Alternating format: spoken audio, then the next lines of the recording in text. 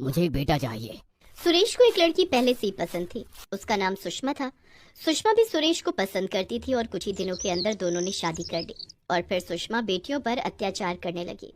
Locket की वजह से तीनों को कोई मार पीट नहीं सकता था, इसलिए सुषमा ने सोचा तो क्या हुआ, मैं इनसे सारा काम करवाऊंगी, इन्हें बांध के रख दूंगी, खाने नहीं दूंगी। और सुषमा वही करती रही। सुबह उठकर मधु पंछियों को दाना डालने लगी तो सुषमा ने कहा, क्या रे मधु की बच्ची, घर में खाना ज्यादा है क्या जो पंछियों को खिला रही है? हम तो हर सुबह पंछियों को खिलाते हैं, ये पंछियां हमारी दोस्त हैं।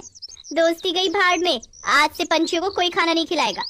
सुषमा उन दोनों से घर का सारा काम करवाने लगी और खुद आराम फरमाने लगी। पूरा दिन भूखा रहने के बाद रात को मधु और राधा को कुछ चावल खाने को मिला। पूरा दिन भूखा रहने के बाद हमें इतने से चावल मिले। जो मिला है उसी में खुश रह बहन, और इसमें से कुछ बचा के रख, सुबह पंछियों को खिलाना है। राधा ने पहले अपनी नवजात बहन को खिलाया और फिर खुद खाया और कुछ चावल बचा कर रख दिया। और सुबह सुबह रोज की तरह पंछियां आ गई। राधा और मधु पंछियों को चावल खिलाने लगे। उधर सुरेश उस तालाब के पास गया। इसी तालाब में है वो लॉकेट, मुझे ढूंढ के निकालना है।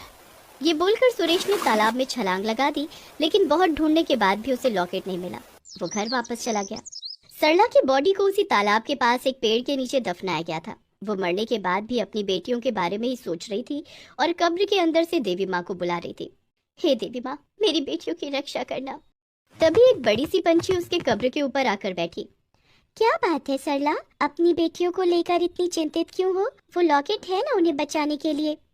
लेकिन वो सुरेश लॉकेट को ढूंढ कर निकालेगा और उसे नष्ट कर देगा। उसके बाद मेरी बेटियों का क्या होगा? चिंता मत करो, उसके बाद मैं स्वयं बेटियों की रक्षा करूंगी। ये बोलकर वो पंछी उड़ गई।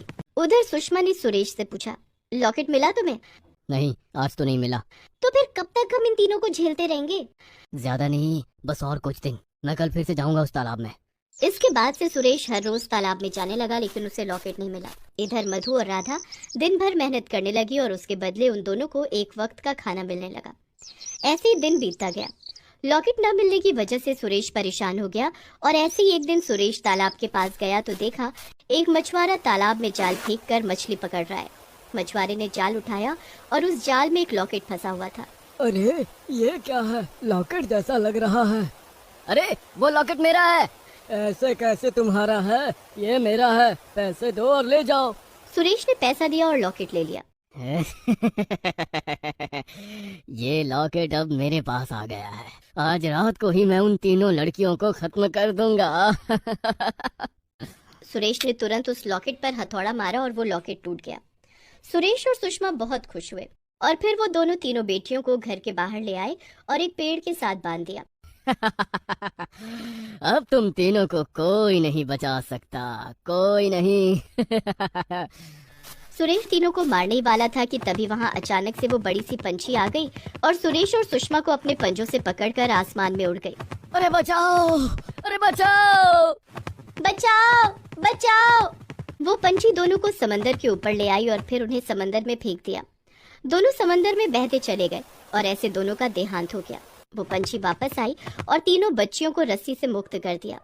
बहुत बहुत धन्यवाद, लेकिन तुम हो कौन? तभी वो पंछी देवी माँ में बदल गई।